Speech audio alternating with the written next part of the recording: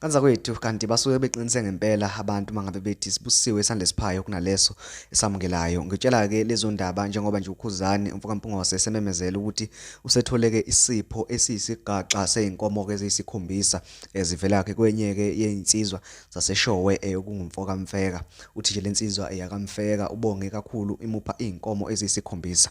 Awucabange 7 weinkomo vese nje uthola isipho kumuntu athi cha qhubeka nomsebenzi owenzayo muhle kakhulu. Baqinise ngempela ke abantu babethi sibusiwe isandla siphayo kunaleso ke esamukelayo njengoba uKhuzani simjwayele njengensizwa ayinokusiza kakhulu abantu mangabe nje kukhona lapho kufanele khona ukuthi kudingeka ukuthi kuzobe khona umuntu osizayo. uKhuzani hlale nje insizwa ezovesana iqhamuke phambili ihambe ke iyolekelela lo muntu. Lokho aqala kudala mawuzobheka nje izithombo landele emafonini.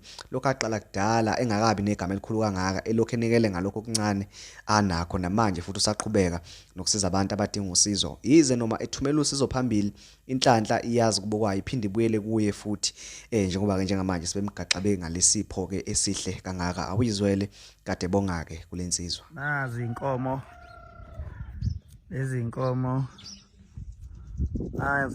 lezi inkomo ngiphiwe enye insizwa yakamzobe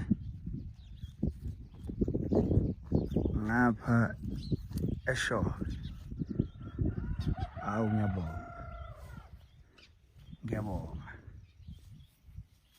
uthando engilikhonjiswa abantu mayi babuli yamangazi so7 ifika izolo ethi insizwa qhubeka nomsebenzi wakho omuhle nasi isipho sakho. Madoda kuyaqala ke lo.